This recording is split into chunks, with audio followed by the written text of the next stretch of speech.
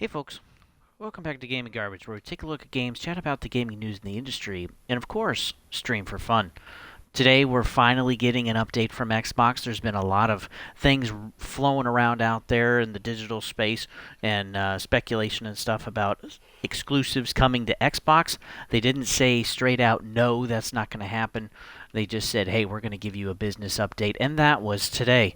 So, we're going to go over the details as a bulleted list. My intention is not to make this very long, and then just maybe some final thoughts at the end. So, here we go. Xbox is having exclusives coming to other consoles. Consoles was the key word there, so this includes PlayStation and Nintendo. They've confirmed that there's going to be 4 titles. They did not want to name them. They wanted to make sure that the studios could actually name them, or that some things are in development even. And so I don't necessarily know if there's like more content coming for some of these. There must be something, because they wanted the studios to actually announce them. And but they didn't want to take from the dev teams. They did confirm that it's not Starfield, that it's not Indiana Jones. Phil did say that exclusives over the next 5 to 10 years are probably going to be becoming smaller and smaller part of the gaming industry as it has been in the past. I remember when gaming exclusivity was huge between 360 and PlayStation 3, and not as much between Xbox One and PlayStation 4. And I feel like, in a way, it's gotten bigger with PlayStation 5 and Xbox Series X, but it's been more about buying the companies. If you want a little more data on that, I have a State of Gaming of PlayStation versus Xbox, Part 1. That's going to be posted tomorrow. And this is February the 15th, so that's coming out on the 16th. You can go ahead and look out for that. So back to Xbox. So with these 2 games, we know that these games have reached their full potential on Xbox and PC. So we already know they've already been out.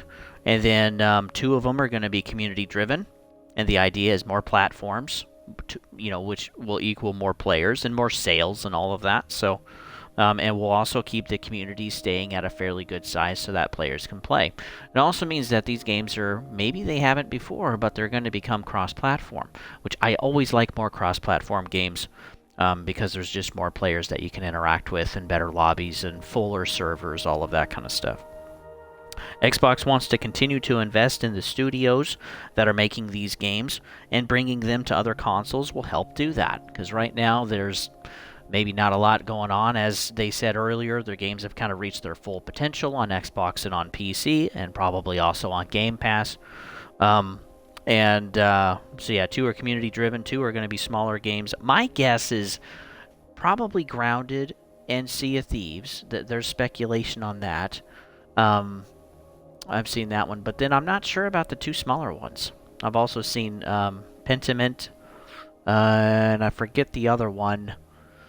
But yeah, they made it clear that the other 2 are kind of some smaller games, and these games have kind of run their cycle. So yeah, we'll kind of see. The people are probably right about that one, but we'll have to see when they share that, which will probably in June. That'll probably be in June because that's the next showcase. This did make me think of, is this a new type of timed exclusive?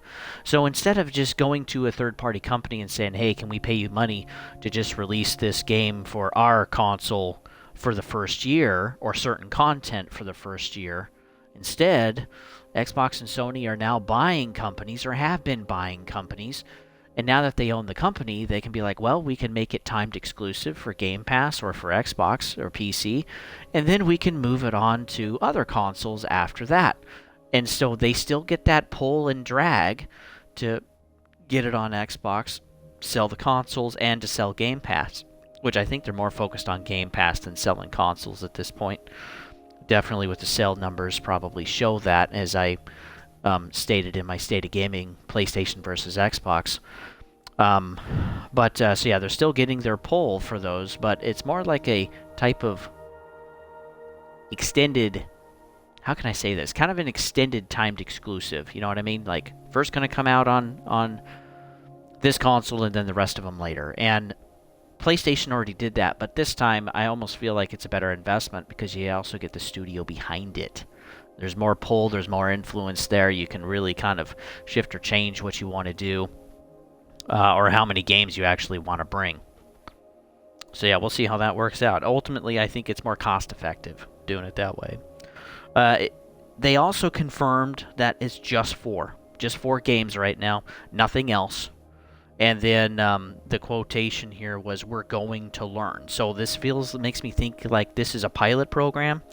Reaching for more platforms and more players has kind of been their goal, they said, for probably about the last decade.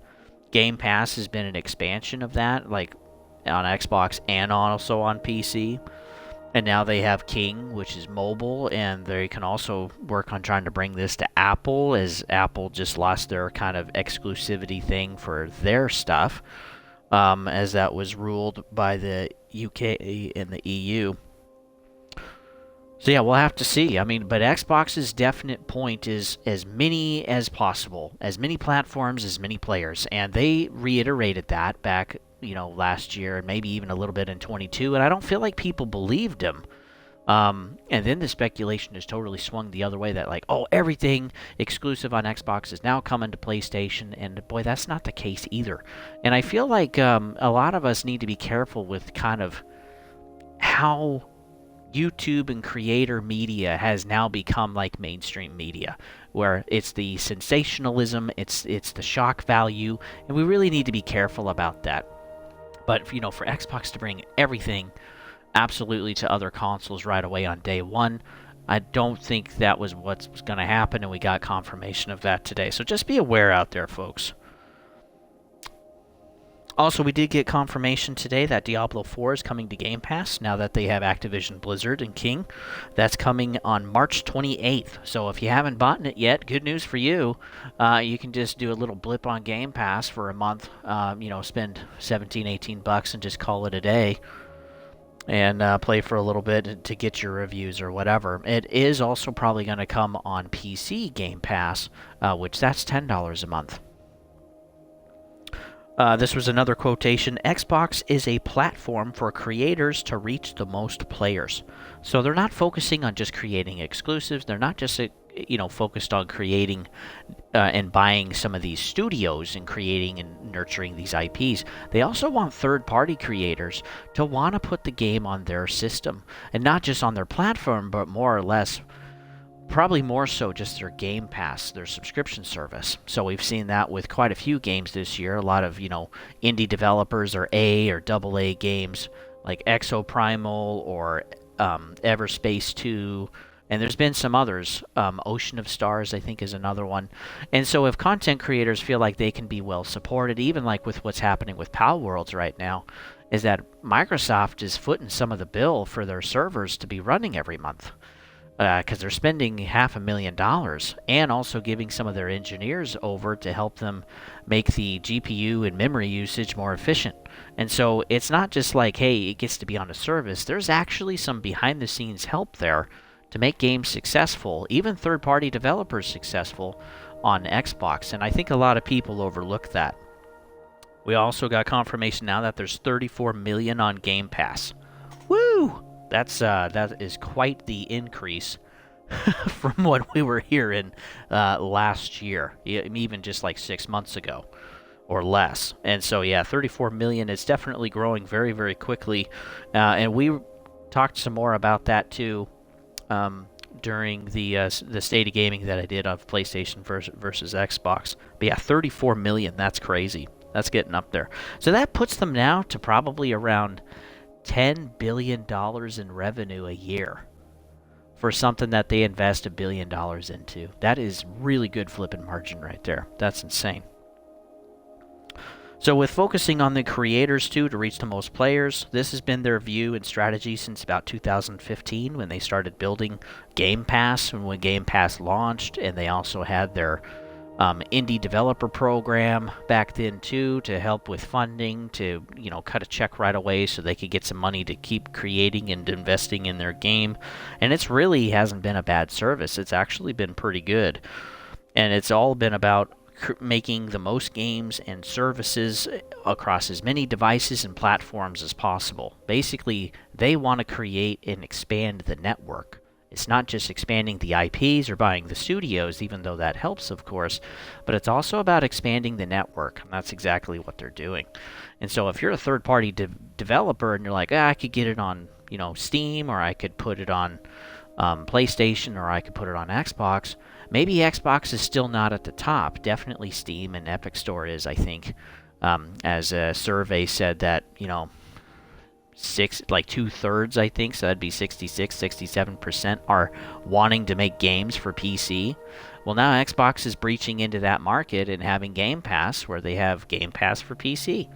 And so that's huge. And so being able to kind of swath some of that market with a billion-player community on PC, Xbox is really trying to breach into that. And even if they get just 1% of PC users on Game Pass, that's over 100 million players. Think about that, folks. That's crazy. But yeah, they want to be as far-reaching as possible. Xbox right now is also one of the largest publishers on PlayStation, Nintendo, when including Microsoft and some of the others live service games that they have.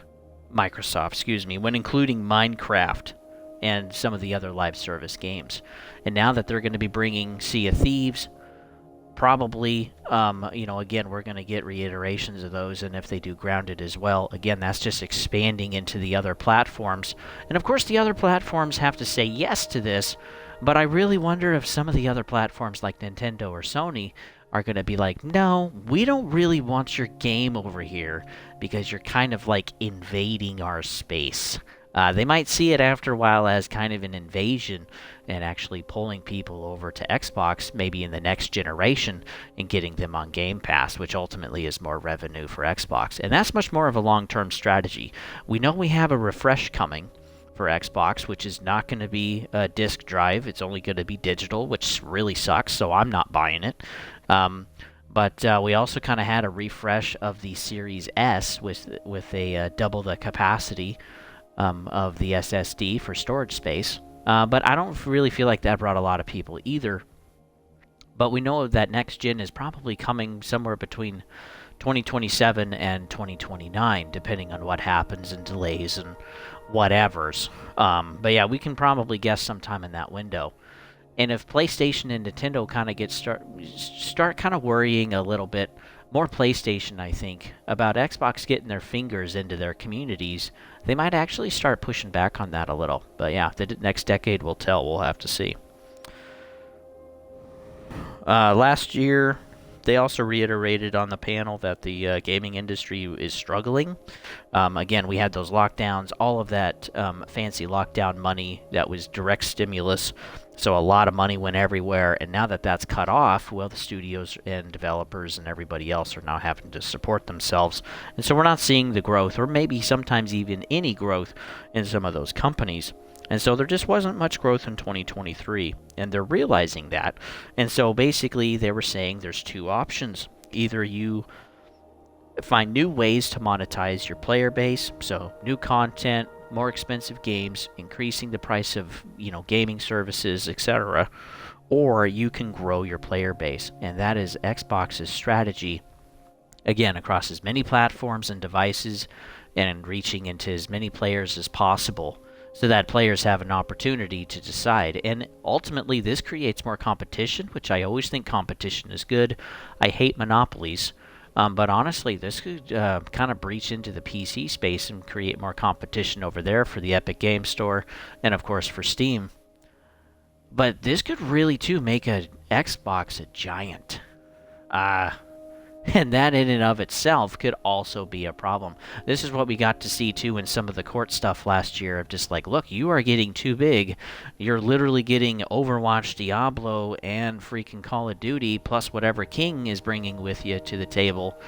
And so Xbox had to finagle stuff for a couple of months to work out some deals so that they could actually buy Activision Blizzard. Because, yeah, we don't want them to become a monopoly either. But yeah, they're definitely getting pretty big. I mean, think of this. They made $220 billion last year. That's insane. Not just Xbox, just Microsoft as a whole in all of their categories. And PlayStation only made about $80 billion. So yeah, that's about 1/3 of what Xbox or what Microsoft made. And PlayStation even feels like they're kind of getting a little behind the curveball, and we're going to touch on that in part 2 of PlayStation versus Xbox. Stay tuned for that one. Also, just the last few things. They talked about the next gen a little bit, of focusing on the largest tech leap so far between a console generation. And so we had some pretty good tech leaps between original Xbox and Xbox 360. We had some pretty good tech leaps between 360 and Xbox One. And maybe not quite as much. I'd say definitely some tech leaps in Unreal or like in Unity, but maybe not in Xbox or PlayStation itself. But they're looking to make the biggest leap ever. And with how games look today, I can't really imagine what that is going to look like. Yeah, I don't even have any more words for that. And one thing, though, is that this is likely to include cloud computing. So we got to see a little bit of a leak on Xbox's side talking about this, of using AI and computational cloud computing to kind of help developers and creators make their games and support their games. And also, we're probably going to see that also with the Xbox itself. So we'll have to see when that comes out. So the biggest focus, they wanted to end with this, is that, the large and equal focus of supporting Xbox as a console, Game Pass as a service, and also supporting the first and third-party studios that have their game on Xbox and Game Pass. And I really feel like Xbox is understanding too, even if it isn't theirs, that they still need to support the community of the gaming industry out there and support those third-party studios. And I think that's why Palworld went to Game Pass and wasn't across the world onto PlayStation and Nintendo, or even onto Steam. Well, it is on Steam, actually. I don't know if it's on the Epic Games Store. But at least, it didn't come to PlayStation, and it didn't come to Nintendo. And, yeah, studios, too, they're going to decide. Third-party studios are going to decide who they want to go with. And lastly, the last thing we can look forward to is the June showcase for Xbox. And of course, I'll cover that here on the channel. So thanks for tuning in, folks. Thanks for listening. I really appreciate it. You can give a sub, like, and follow all that jazz if you'd like. Really share the content, though. I think that helps me the most here with the algos on YouTube. And two, if you want to follow me at YouTube, you certainly can. That's at Gaming Garbage 22 if you're watching me on Twitch right now. And then also, if you're watching me on YouTube, you can follow me at Twitch at Don't Tread on Thee. Excuse me. Hopefully you guys are doing well. And boy, I think this is going to be kind of an exciting year, maybe even the next few years, between PlayStation versus Xbox, to see what they do with their refreshes, their next-gen consoles, the gaming services, the studios that they own if they're going to buy any more, and the third-party development that they're going to work through with other games, just like with Palworld. So, yeah, this is getting exciting for me, folks, and hopefully it is for you too. And with that, I'll see you on the next one.